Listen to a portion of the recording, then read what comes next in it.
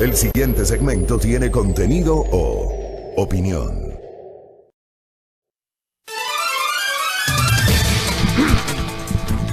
Muy bien, 6:22 de la mañana, gracias. Tuvimos un par de problemitas técnicos al inicio con la transmisión de Facebook Live.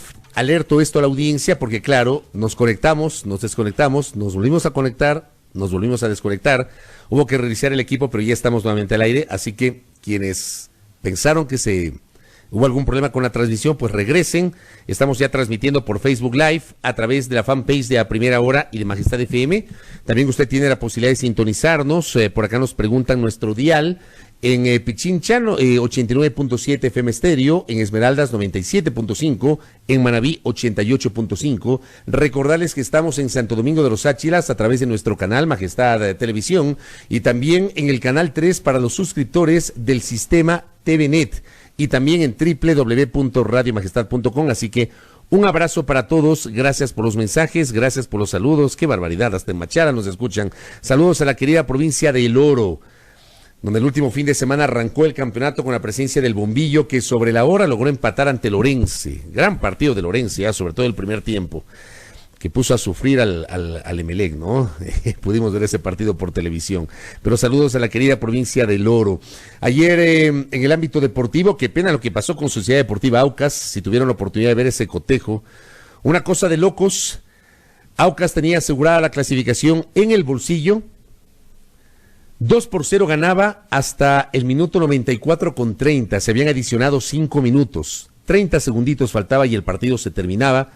Y Aucas aseguraba su clasificación a la siguiente fase de la Copa Sudamericana y ocurre una torpeza de uno de sus jugadores, Arboleda, que en el área comete una clara falta penal.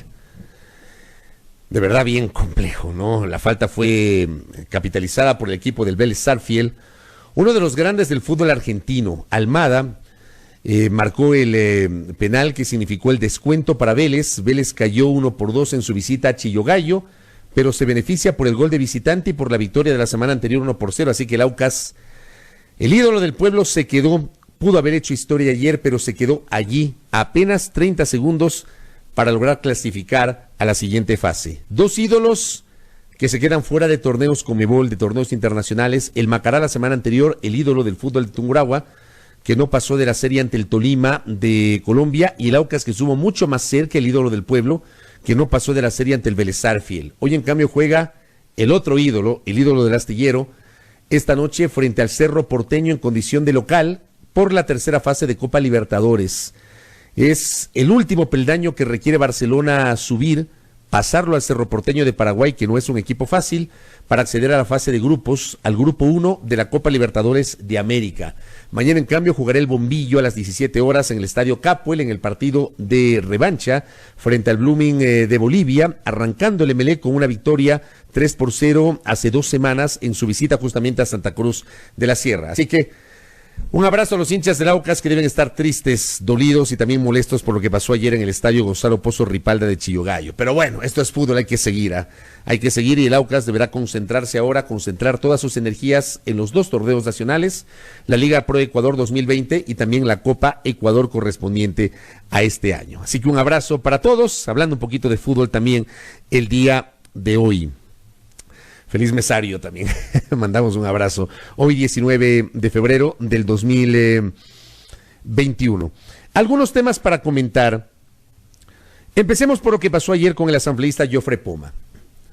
Y pongamos un poquito en contexto, amable audiencia, porque como hemos señalado en varias ocasiones en estos micrófonos, lo dije ayer, lo dijimos en octubre, lo hemos dicho a lo largo de... o lo dijimos a lo largo de los hechos ocurridos en octubre, lo dijimos después, lo dijimos ayer y lo ratifico hoy. La violencia, venga de donde venga, es condenable.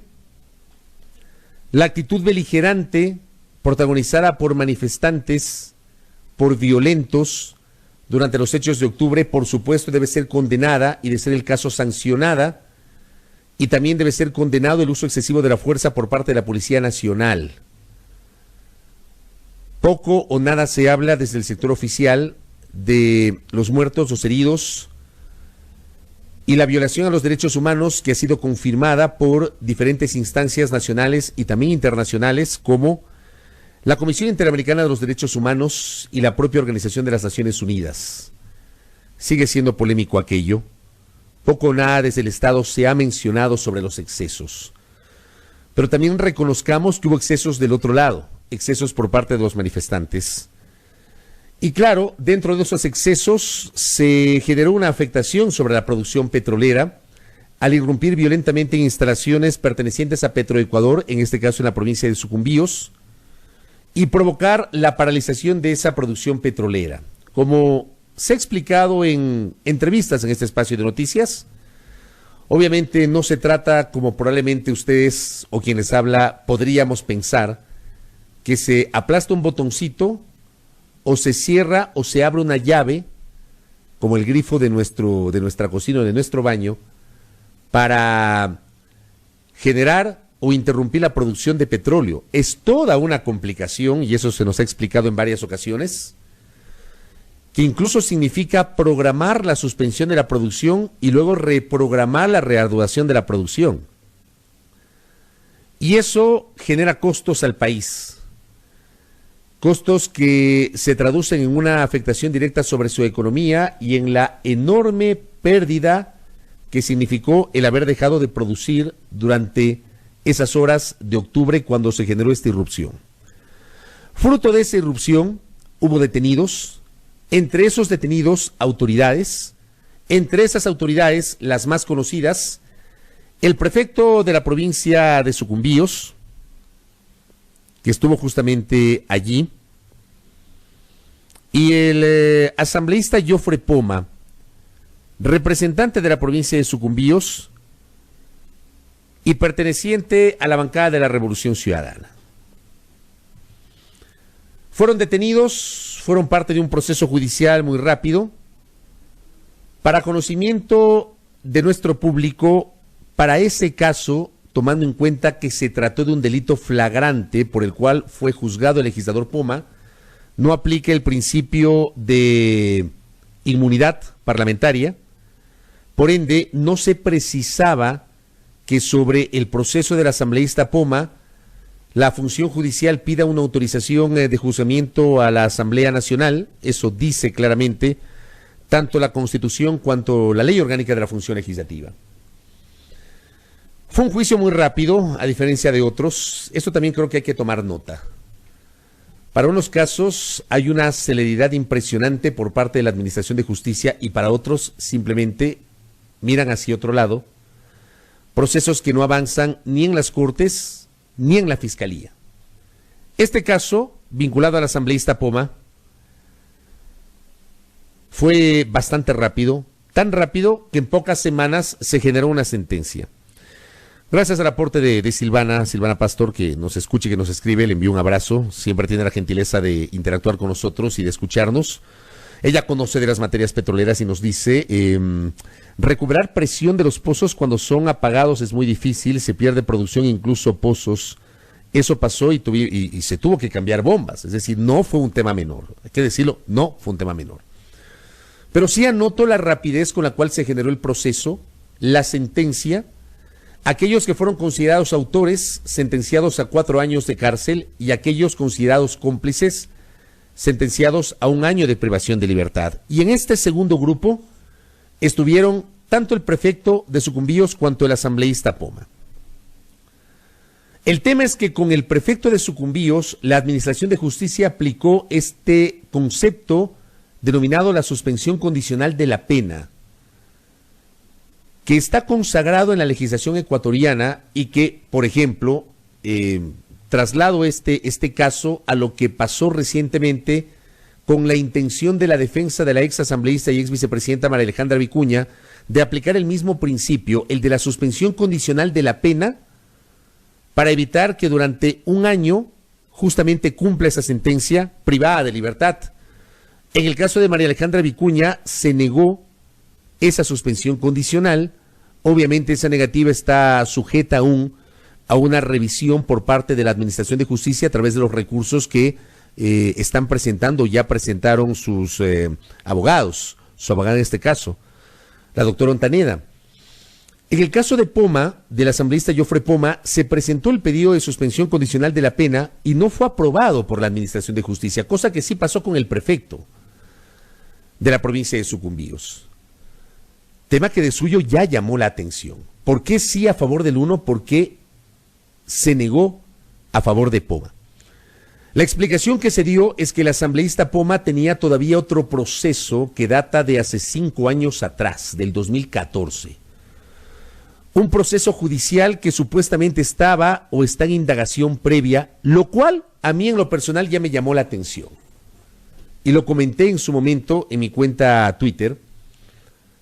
Una indagación previa no puede durar 5 años.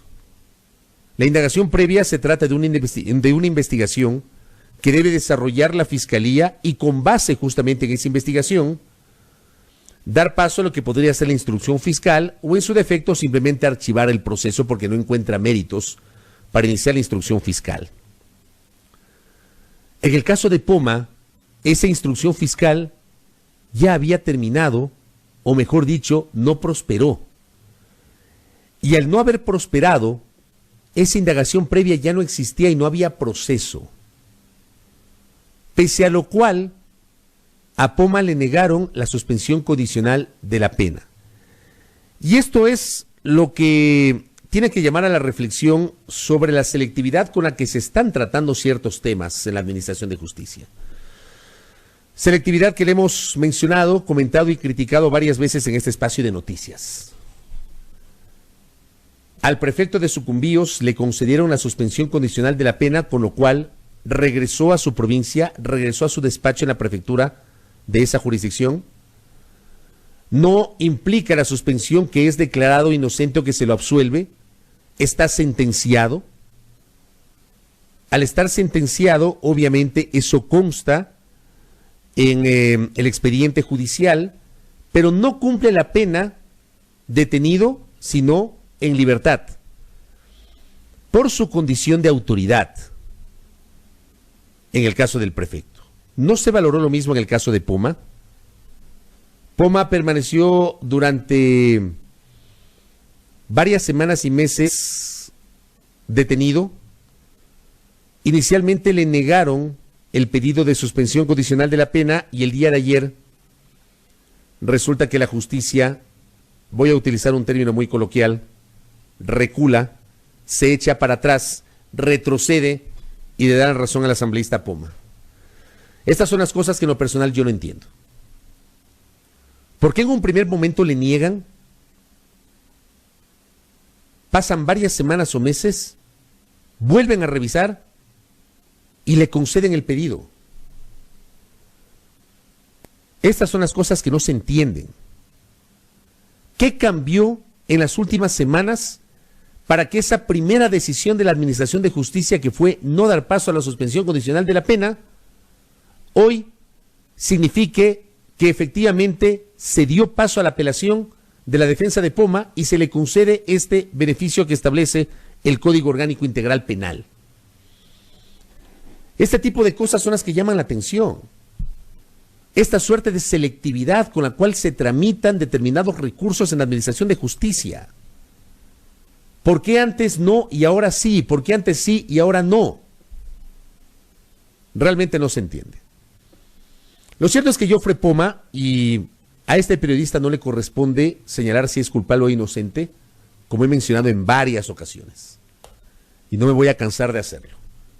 A nosotros los periodistas no nos corresponde juzgar o decir que fulano, sultano, mengano, perencejo son culpables o inocentes. Pero sí nos corresponde en el legítimo ejercicio de nuestra libertad de expresión defender valores que en derecho son irrenunciables e indiscutibles. Debido proceso, presunción de inocencia y derecho a la defensa. Esos valores, amable audiencia, no se respetan en el Ecuador. Ayer Fernando Lugo nos decía a propósito de eso, no es un problema exclusivo del Ecuador, no es un problema exclusivo del Paraguay, no es un problema exclusivo de Argentina, del Perú o de Brasil, es un problema general. En la región no se respeta el debido proceso, la presunción de inocencia y el derecho a la defensa, y aquí en nuestro país se juzga a través de instancias distintas a la de los tribunales de justicia. A mí sí me queda esa inquietud y esa duda. ¿Por qué antes no y ahora sí, cuando el escenario no ha variado? Y por poco provocan que un legislador que accedió a la Asamblea Nacional por la vía del voto popular pierda su curul al no respetarle sus derechos asociados al debido proceso. Eso es lo que en lo personal a mí me llama la atención. Al final del día, el asambleísta Poma deberá recuperar su libertad y además volverá a la Asamblea Nacional a una curul que él no la había perdido, y no la había perdido porque, claro, la propia Constitución establece que los legisladores pierden su condición de tales cuando existe una sentencia penal condenatoria ejecutoriada. En el caso de Poma, esa sentencia no se ejecutorió en ese momento porque había recursos. Se entiende que ahora se aplica la suspensión condicional de la pena y él podrá asistir a la Asamblea Nacional y volver a esa curul de la cual él ha sido parte, que es justamente la curul de la bancada de la Revolución Ciudadana. Ese tema evidentemente lo planteo y lo dejo allí en la mesa de la discusión sobre lo que está pasando con la Administración de Justicia. Rápidamente abordo otro tema, hablando y lo ato a la Administración de Justicia, porque ayer el Consejo de Administración Legislativa CAL aprobó y dio paso a el trámite de la denuncia que ha sido presentada por el asambleísta independiente Fabricio Villamar en contra de la legisladora por la provincia de Manabí y presidenta de la Comisión de Derechos de los Trabajadores de la Asamblea, Karina Arteaga. Sobre Karina Arteaga, desde hace 2 años, se han presentado denuncias respecto del supuesto delito de diezmos que habría estado obligando a que su equipo de trabajo le entregue recursos de los salarios que reciben aquellas personas que forman parte justamente del equipo de trabajo de la legisladora. Es lo que denominamos los diezmos, el escándalo de los diezmos.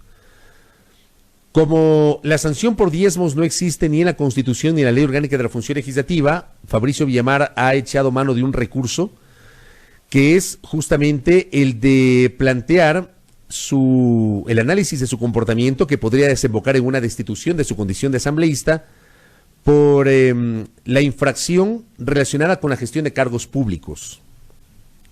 Panorama similar al que se aplicó en su momento con las legisladoras Norma Vallejo y Ana Galarza. Sobre Karina Arteaga hay denuncias que han sido presentadas en la Fiscalía General del Estado. Denuncias que entendemos no prosperaron en el transcurso de los últimos meses.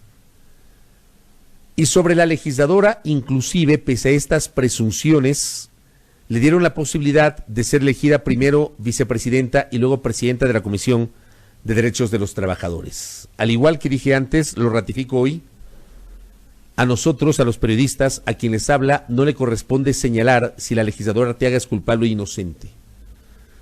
En estos micrófonos he condenado, y hablo con conocimiento de causa, he condenado esa práctica deleznable, asquerosa, ruin, delincuencial, de ciertos legisladores que obligan a que sus trabajadores, sus empleados, les entreguen una parte del sueldo. Esta forma como muchas veces generan contratos en su equipo, y resulta que esos trabajadores nunca vienen a trabajar y cobran el salario, y resulta que, según denuncias que las recogió en su momento Fabricio Villamar y que están en la Fiscalía, ese dinero fue a parar a los bolsillos de los legisladores o de su entorno. Es un tema que se enfrió después de los casos de Norma Vallejo y Ana Galarza, y es un tema que hoy se reactiva con el caso de Karina Arteaga. Karina Arteaga tiene legítimo derecho a defenderse en el marco de un proceso y de un juicio justo. A nivel político se deberá integrar una comisión tripartita. Seguramente esto quedará, si no es para este jueves, se podría incorporar un cambio en el orden del día de la convocatoria para este jueves. De lo contrario, quedaría ya para después del receso legislativo, es decir, quedaría para marzo, la integración de una comisión tripartita para que investigue la conducta del asambleísta Arteaga. que los integrantes de esa comisión no adelanten criterio y que le respeten el debido proceso a Karina Arteaga. Que no ocurra lo que ha pasado con otros legisladores a los cuales sí adelantaron criterio para absolverlos o para exculparlos. El legislador que integre esa comisión, el que presida y los otros dos que integren, tienen que ser muy precisos en el análisis y no adelantar criterio. Y garantizar tanto a la Asamblea cuanto al país un proceso justo, equitativo, apegado a derecho, que permita la elaboración de un informe que luego sea conocido por el Pleno de la Asamblea Nacional. Pero este tema, amables oyentes y televidentes, debe ser investigado. Debió haber sido investigado antes, debe ser investigado hoy, como en efecto va a ocurrir. 6 de la mañana con 42 minutos en la primera hora.